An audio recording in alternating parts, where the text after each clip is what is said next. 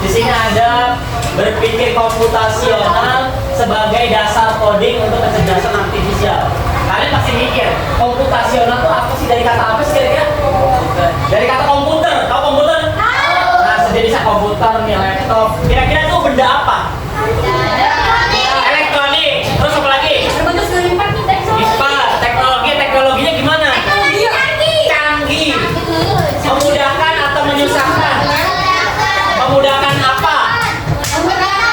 Memudahkan apa? Pekerjaan siapa? Pekerjaan manusia atau pekerjaan binatang?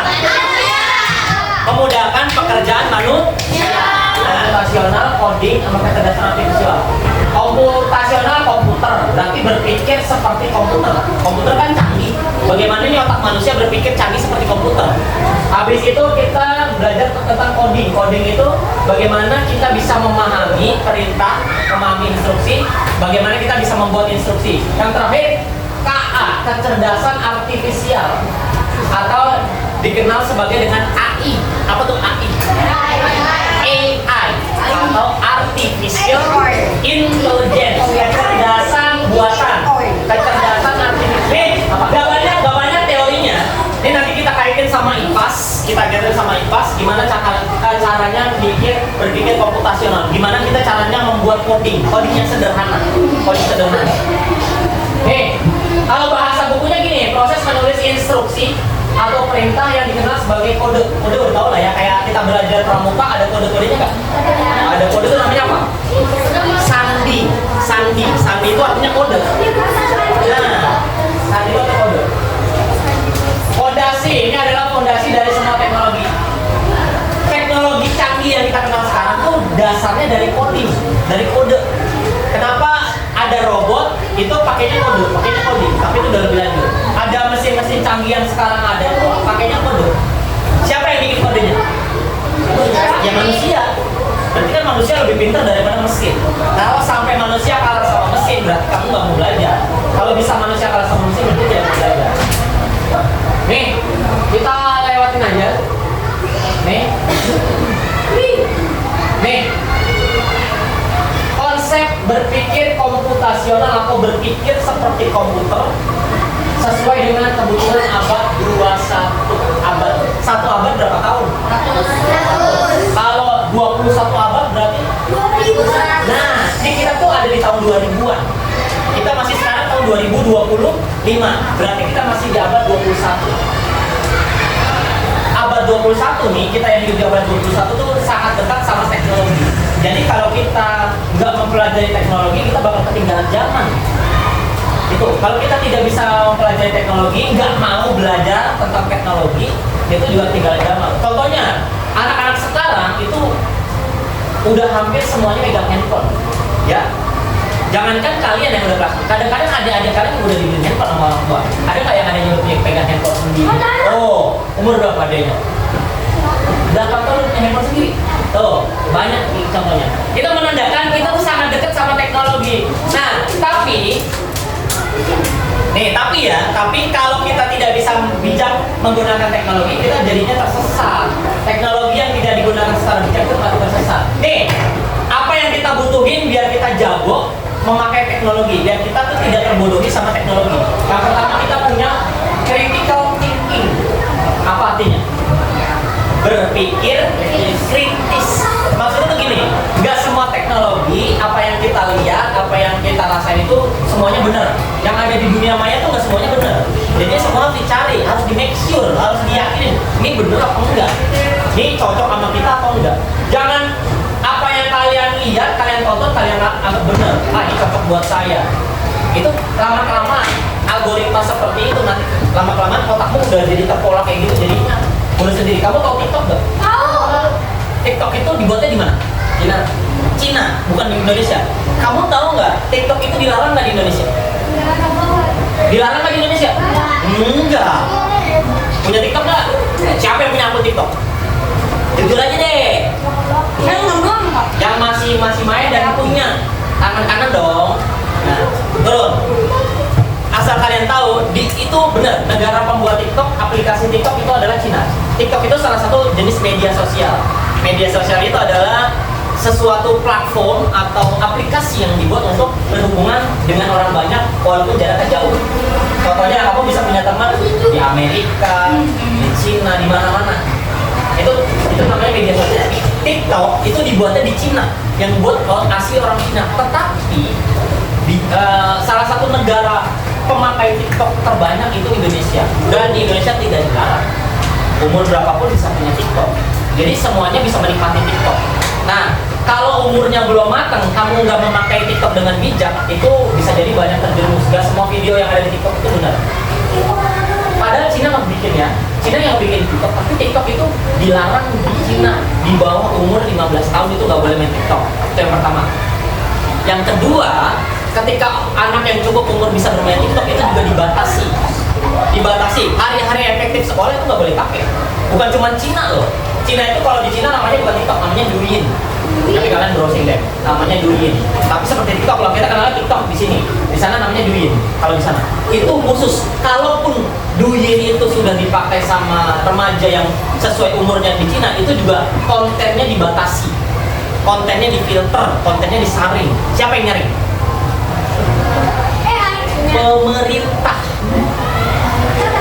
Pemerintah Cina. Kenapa? Karena dia tahu generasi muda itu tidak boleh tercemar apapun. Kalau ketika generasi muda tercemar apapun, berarti negaranya ke depannya itu bisa jadi chaos, kacau. Jadi salah satu negara yang sangat melindungi generasi mudanya adalah Cina. Indonesia, apakah bersama Indonesia? Kamu tahu yang terjadi Indonesia hari ini? Kenapa bisa sampai kemarin PJJ? Bisa sampai itu kenapa? Tahunya kalian cuma demo. Kau tahu nggak kenapa orang-orang sampai demo ke jalan, sampai ada yang berprotes? Tahu nggak kenapa? Siapa yang diprotes? DPR itu apa? Berarti tugasnya anggota DPR itu ngapain? Namanya aja wakil rakyat, kayak bapak itu wali kelas. Sama aja wakil kelas 6D. Berarti kan bapak bertanggung jawab sama semua siswa di kelas 6D. Makanya apapun yang kalian lakukan, bapak selalu koreksi. Sama seperti DPR, Dewan Perwakilan Rakyat. Tugasnya mewakili aspirasi rakyat, menjaga rakyatnya. Ya, di bawahnya presiden ini. Tapi kenapa bisa sampai diprotes? Karena ini korupsi. Nah, karena salah satunya karena korupsi ini banyak. Salah satunya korupsi, yang kedua flexing. Tahu nggak artinya flexing? Flexing itu artinya pamer. Pamer. Nah dulu, ini kita belum main joget-joget nih. Kamu tadi suka banget joget-joget. Nih, yang pertama korupsi udah pasti. Apa sih arti korupsi? Kita bahas. Betul. Korupsi itu nggak selalu bentuknya duit, anak-anak ya, nggak selalu bentuknya uang. Korupsi itu artinya mengambil hak yang bukan menjadi haknya. Bisa ngambil uang, bisa bentuknya materi, bisa uang, bisa barang, bisa waktu, bisa hak orang lain juga diambil. Itu namanya hak, mengambil hak. Yang terjadi banyak sekarang itu anggota DPR yang mengambil hak atau uang-uang rakyat. Mereka digajinya pakai uang rakyat lewat pajak. Pajak itu dibayar. Kalian sih belum kena pajak, tapi ketika kalian ke restoran itu, ketika bayar tuh di Alfa segala macam kena pajak. Tapi nanti ketika kalian udah bekerja, ada punya gaji, nanti juga kena pajak. Nah, anggota semuanya, pejabat-pejabat negara yang ada di Indonesia itu digajinya lewat pajak. Jadi kalau orang nggak bayar pajak, mereka nggak bisa digaji. Sama nih, mungkin bapak juga salah satu yang sudah bekerja juga digaji lewat pajak. Jadi pajak itu oleh kita, untuk kita, sampai ke kita. Jadi pajak itu kita yang bayar, kita juga yang bisa menikmati. Nah, perkaranya kenapa bisa ada korupsi? Berarti misalnya nih, korupsi itu gini, misalnya harusnya dapatnya 50.000, tapi dia ngambil lebih, ngambil 100.000. Nah, berarti kan lebih berapa tuh? Nah, itu namanya korupsi, tidak sesuai porsi. Ya, misalnya nih, bapak harusnya dapat 50.000, Dinda harusnya 50.000. Nih, bosnya misalkan Hamzah ngasih harusnya bapak sama Dinda sama 50.000, tapi Hamzah ngasihnya ke bapak karena punya bapak. Nih, Ajis, uang 100.000. Uang 100.000 ini untuk kamu 50, untuk Dinda 50. Nah, bapak yang nerima uangnya, oh iya pak, siap. Nah, uang 100.000 yang bapak pegang harusnya bapak berapa? 50.000. Dia? Nah, tapi bapak nggak ambil. Bapak ambil 80.000, dia dibaginya 20.000. Kayak gitu, itu namanya korupsi. Berarti kalau kalian ke orang tua nih, mak minta duit, goceng. Terus orang tua nggak ada gocengan, akhirnya kasih 10.000, nggak dikembaliin. Berarti kalian sudah menerapkan korupsi di hal yang kecil. Gitu ya, itu yang pertama. Yang kedua flexing, ini juga nggak boleh terjadi ya. Flexing itu artinya pamer. Kenapa ini? Nih, anggota dewan itu kan gajinya gede-gede. Nah, sebenarnya sih memang gajinya segitu ya. Tapi kenapa bisa jadi salah? Karena mereka pamer. Pamernya di mana? Nah dulu, ini belum masalah joget. Ini baru pamer punya mobil, misalnya punya mobil, punya atas segala macam. Pamernya di mana? Di IG. Pamernya itu di media sosial. Padahal media sosial itu bukan tempat pamer. Tuh. Media sosial itu bukan tempat pamer. Kenapa? Jadi ada kecemburuan. Lah, ini kok pejabat yang harusnya kerja, admin rakyat kok malah jadi manas-manasin rakyat. Itu pamer. Jadi salah satu nih yang Bapak bilang, kenapa demo hari ini terjadi? Salah satunya karena tidak bijak memakai media sosial. Contohnya para pejabat yang flexing, pamer, hartanya banyak, sedangkan rakyatnya masih pada sulit, pada susah. Ya orang panas lah. Ya, ini orang kaya udah kaya tapi malah pamer. Orang kalau urusan perut, orang itu sensitif. Apalagi perutnya dalam keadaan kosong. Gampang apa kalau perutnya kosong? Gampang marah, sama kayak orang-orang yang kekurangan makan segala macam. Apalagi melihat yang begituan kan makin panas. Itu hal yang wajar. Harusnya mereka bijak. Gimana caranya? Ya udah kaya udah, tapi jangan flexing, jangan pamer-pamer sesuatu yang membuat gaduh. Nah yang kedua, yang ketiga ya masa joget-joget. Dikasih apa-apa joget terlalu senang. Di-upload juga di media sosial. Itu juga jadi masyarakat sekarang tuh sangat dekat sama media sosial. Jadi apapun beritanya bisa nyampe. Nah makanya, tapi nggak semua berita itu benar. Terus kita juga ngomongin masalah itu karena tidak adanya empati. Empati itu artinya rasa peduli, rasa kepedulian terhadap banyak hal. Contohnya tadi Bapak manggil Syakira, Bapak sini, Bapak panggil, kamu lihat nggak ada sampah tuh di depan? Orang-orang sebenarnya mungkin lewat ya, kalau orang udah lihat tuh sampah, kenapa nggak diambil? Itu masalah empati. Empati itu kita bisa merasakan kedukaan orang lain, bisa merasakan hal yang tidak baik tuh kita lurusin. Contoh kecilnya ada sampah di depan, walaupun bukan sampah kita, kalau kita ngerasa nggak lihat ya kita ambil, kita buang. Contoh kecil, itu contoh kecil. Karena tidak adanya komunikasi, masalah komunikasi itu juga harus baik. Kolaborasi, kerjasama ya. Tanpa adanya kerjasama kita nggak bisa. Kita itu makhluk sosial atau makhluk individu? Makhluk sosial tuh harusnya tidak bisa hidup sendiri, nggak bisa dia hidup sendiri. Pasti butuh orang lain. Nah, ini Bapak jelasin nih cara berpikir komputer tuh kayak gini. Ini kita masuk ke komputer lagi. Yang pertama dekomposisi, yang kedua pattern recognition, yang ketiga abstraction, algorithmic thinking. Dekomposisi, pengenalan pola, ini abstraksi. Yang terakhir pemikiran algoritma. Apa sih artinya nih? Dekomposisi itu memecah masalah besar menjadi masalah-masalah kecil. Yang tadinya masalah besar disederhanakan. Sama kayak kalian lagi baca, suruh ngerangkum.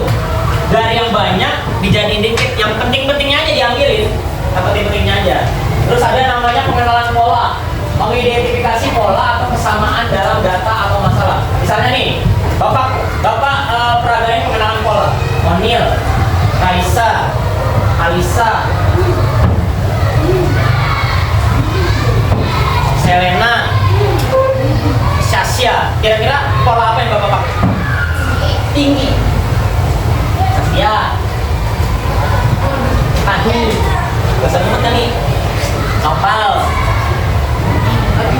Haikal. Abidjan. Pola apa yang Bapak pakai? Kecil. Itu namanya pengenalan pola. Pola-polanya disatu-satuin. Biar gampang menyelesaikan masalahnya. Oh ini masalah ini masalah ini. Jadi nggak dicampur adukan. Begitu ya. Lalu apa lagi? Abstraksi. Abstrak bukan atraksi ya, beda.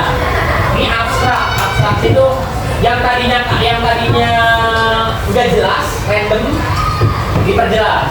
Berpikir algoritma. Merancang langkah-langkah sistematis untuk menyelesaikan masalah. Ada input, ada proses, ada output. Ada masukan, ada proses, ada pengeluaran. Ini cara kerja kita nih selalu begini. Input,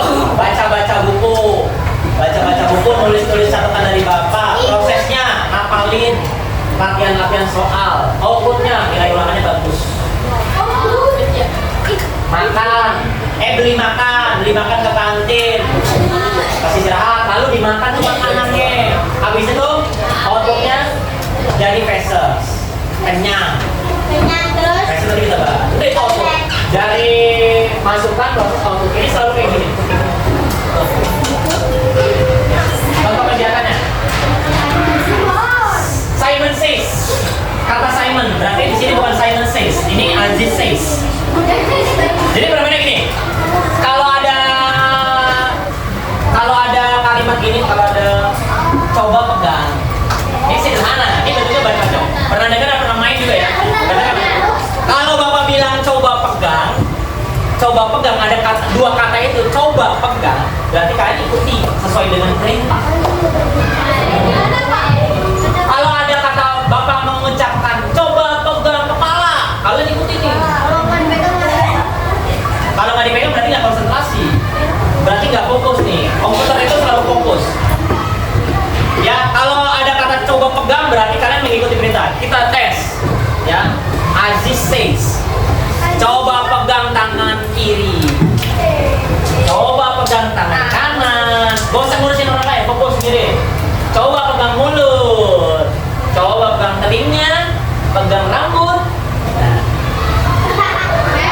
Yang mau pegang rambut berarti belum pas. Coba pegang. Kalau ada kata itu berarti kalian ikuti. Kalau tidak ada kata itu gak usah ikutin perintahnya. Coba pegang lutut, coba pegang dada, coba pegang hidung, pegang mata. Ngerti nggak kalimatnya? Itu saya say. Komputer tuh kayak gitu. Rata-rata komputer tuh bisa mengikuti apa yang kita perintahkan. Jarang dia. Errornya tuh margin errornya tuh sangat kecil. Nih, contoh kehidupan berpikir komputasional dalam kehidupan sehari-hari. Udah tahu dong ini apa dong? Masih? Coba peragain yang tadi dekomposisi.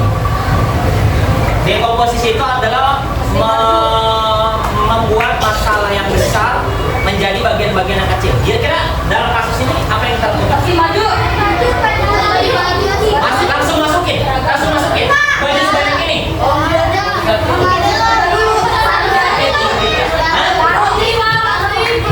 Diapain?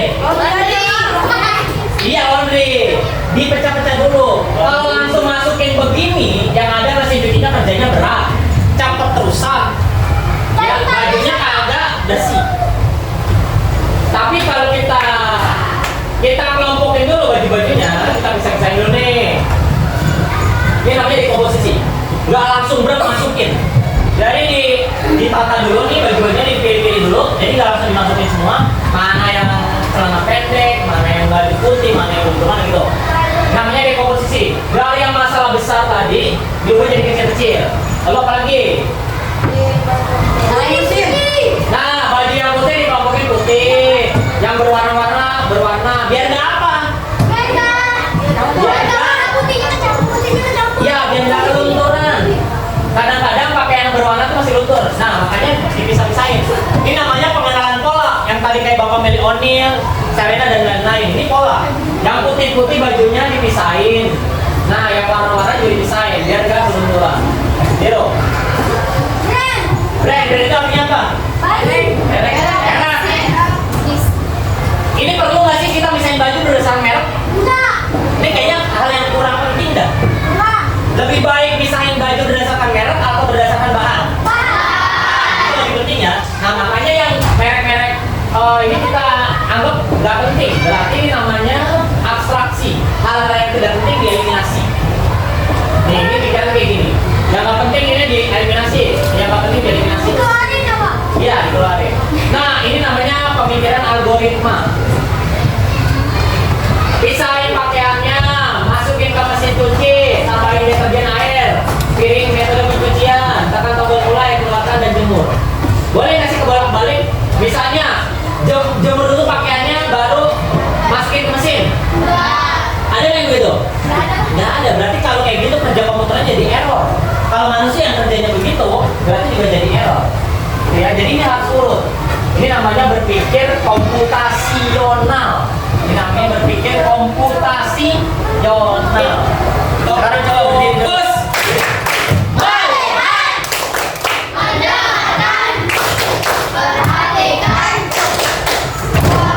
Gak usah pakai monyok.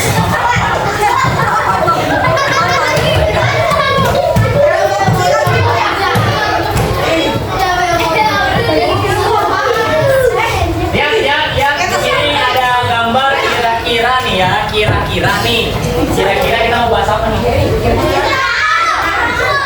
Sebelum Bapak berlanjut, organnya yang tampil di sini kalian tahu apa enggak? Yang gendut ini namanya apa? Yang panjang ini namanya apa? Mantap nih, udah langsung tahu esophagus. Nama lain dari esophagus? Kerongkongan. Bawahnya kerongkongan nih yang melilit-lilit di tengah-tengah. Usus apa? Usus kecil, nama lain itu usus halus. Nah, usus yang lebih besar di pinggir-pinggir namanya apa? Usus besar. Terus di bawah ini ada itu ada pada cangkeh nih. Pasti udah belajar ya. Kita tinggal gitu doang. Nah, kita mau belajar sistem pencernaan pada manusia. Kita lihat. Yang pertama ada organ pencernaan manusia. Boleh ya? Nih lihat nih, organ pencernaan. Ini kalau pemain bola, ibarat pemain bola, itu ada pemain utama atau pemain inti, ada pemain cadangan. Ini ada organ yang intinya, namanya organ pencernaan. Ada namanya kelenjar pencernaan. Kita coba lihat satu-satu. Kita lihat organ pencernaannya dulu. Kira-kira makanan yang masuk ke dalam tubuh manusia sebelum dibrojolin ke bawah itu masuk lewat mana? Lewat mulut apa langsung masuk ke perut begini? Coba kasih tahu. Bisa apa yang betul?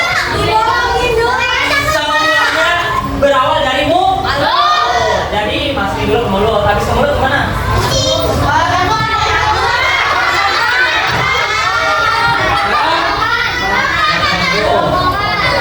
Habis kerongkongan. Habis rambut. Habis usus halus. Habis usus besar. Rektum atau rektum dan anus. Beda apa sama sih? Beda.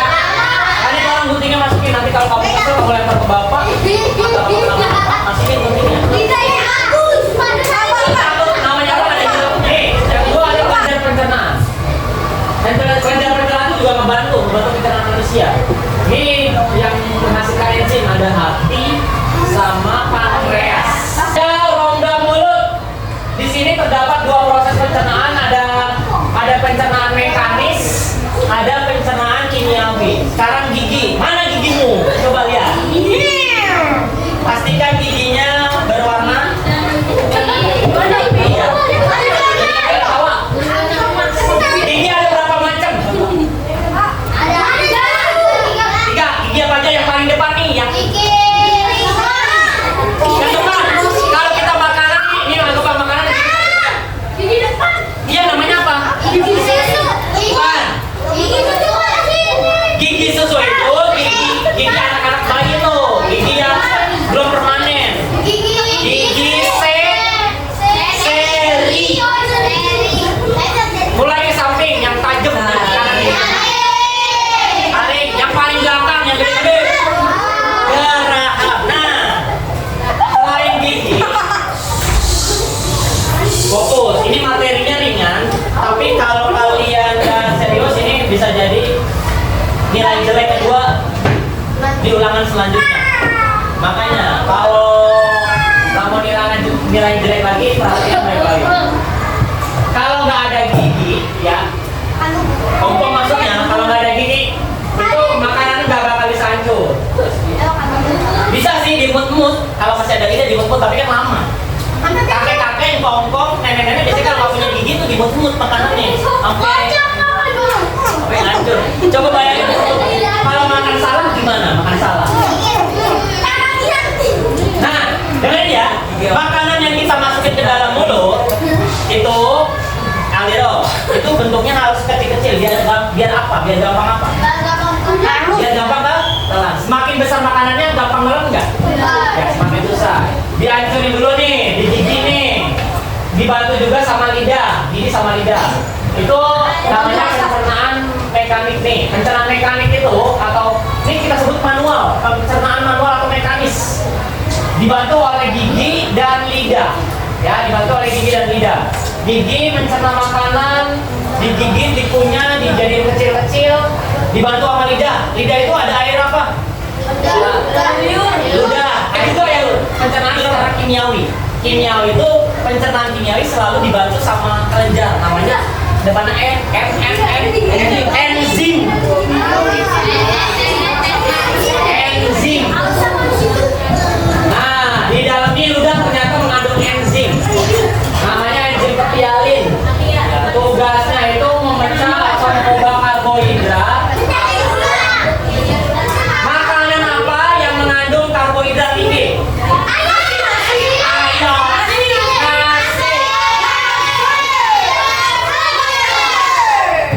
Kalau ayam protein, coba mulai besok atau nanti di rumah. Di rumah ya. Cara membuktikannya, nanti nasi putih nih dikunyah tanpa lauk, tanpa sirup, dan pakai sirup nasinya, nasi putih aja. Dikunyah-kunyah, lama-kelamaan ada rasa manis-manisnya gitu loh. Nah itu berarti dari zat karbohidrat menjadi gula. Ya rasanya sih nggak manis banget kayak gula, tidak. Tapi ada rasa manis. Saluran sempit berbentuk pipa yang menghubungkan antara rongga mulut dengan lambung. Kontraksi otot poros. Ingat ada berapa otot di dalam tubuh manusia? Jenis otot? Tidak. Otot aja.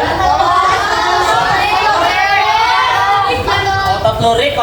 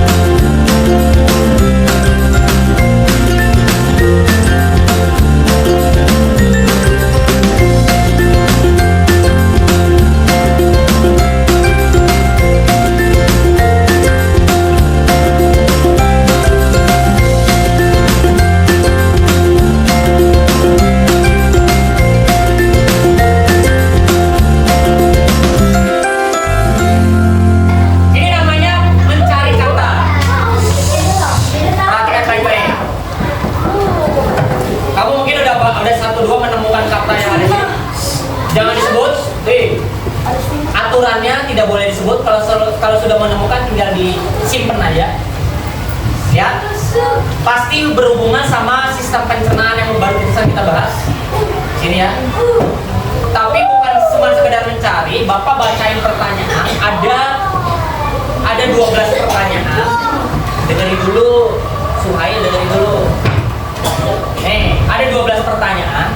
Nanti Bapak bacain pertanyaannya, kamu tunjuk tangan, cari jawabannya di sini, tandain. Bagi yang berhasil, nilai ulangannya ada penambahan 5 poin. Lumayan kan? Yang tadinya 60 bisa jadi 65. Yang tadinya 30 jadi 35. Lumayan lah. Yang udah 80 bisa jadi 85. Ada penambahan 5. Sampai sini rulesnya jelas? Kode yang Bapak kasih jelas? Ya sekali. Kalau jawab sekali salah ya udah harus teman lagi. Jawab. Jelas? Siap-siap. Jangan disebut dari mulut. Maju. Jawab. Siap ya. Jawaban pertanyaan pertama. Gak boleh buka buku. Semua tutup. Ini pengetahuan yang ada di sini. Di sini di mana? Kepala. Dalamnya kepala. Nah, pastikan otakmu berpikir. Pertanyaan pertama. Tunjuk tangan ya, jangan disebut tunjuk tangan ya. Saluran penghubung antara mulut sampai lambung namanya apa? Abijah maju. Bema. Maju. Oke, perhatiin. Jawabannya apa? Saluran penghubung antara mulut sampai ke lambung. Diam, gak usah disebut. Gak usah disebut. Ini, perhatikan aturan permainannya, instruksinya. Ya kalau nggak nyampe pakainya.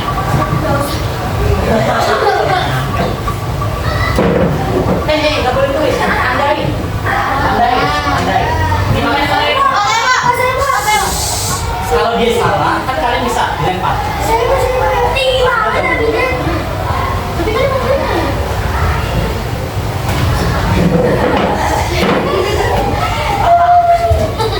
Benar jawabannya Roman? Mana ulangannya? Ulangannya.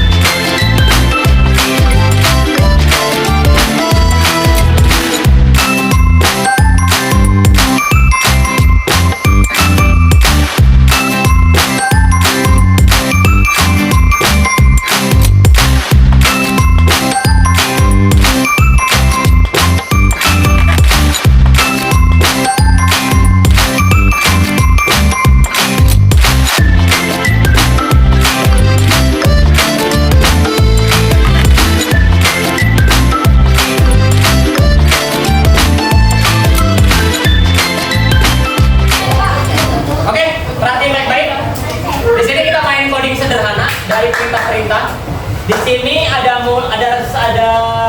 seekor apa sebuah? Ada robot ya? Ada robot. Robot ini harus menuju hasil aktivitasnya ke sini. Dengan cara menyusun organ-organ pencernaan yang ada. Harus urut. Sini kan ada gambaran nih, ada mulut, ada kerongkongan, lambung. Nah, di sini ada jebakannya. Ada hantu-hantu imut di sini dan ada robot di situ. Tidak boleh melewati dia. Kalau melewati dia mengenai hantu ataupun robot berarti gagal. Terus aturan selanjutnya adalah jalan yang sudah dilewati tidak boleh dilewati lagi. Yang pertama, jalurnya harus urut sesuai dengan pencernaannya. Yang kedua, jalur yang sudah dilewati nggak boleh dilewati lagi, nggak boleh double. Contohnya gini nih, double nih. Ini udah lewat sini, dilewatin lagi begini, nggak boleh. Harus cari jalur lain. Sampai sini paham? Kartu instruksinya ada di sini. Ini namanya box transparan ini di sini. Nanti tugasnya pilih satu perwakilan orang per kelompok. Contoh nih. Ini ada kartu ini ya, ini kartunya nih. Ini kartunya. Ada kartu maju ke kanan, ada mundur, ada naik, ada turun, ada ambil. ada, kamu pilih ambil dulu. Jelas?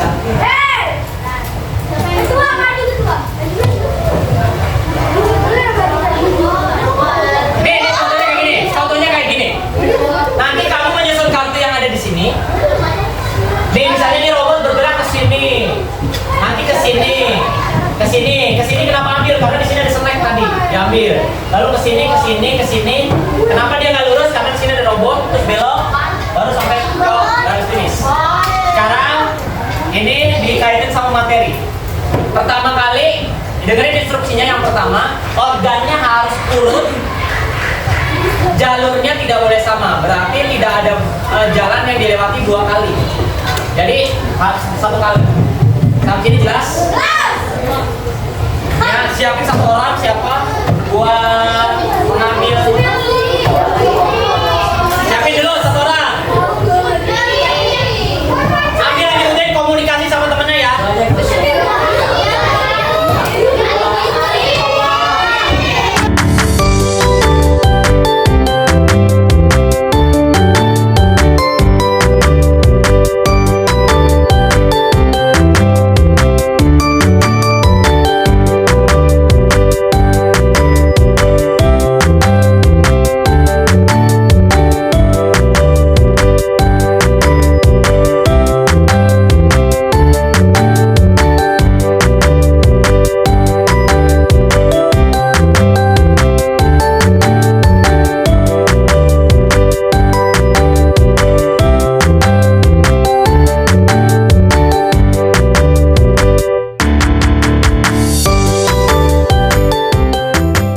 Doanya Bapak pimpin.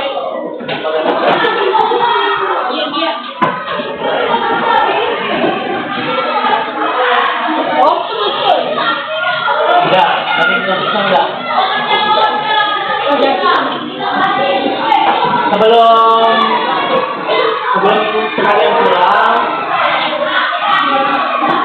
Sebelum kalian pulang, kita berdoa dulu. Semoga sampai di rumah dengan selamat. Bertausa bertemu keluarga lagi yang kita dapat berdoa menurut agama dan kepercayaan masing-masing. Berdoa dimulai.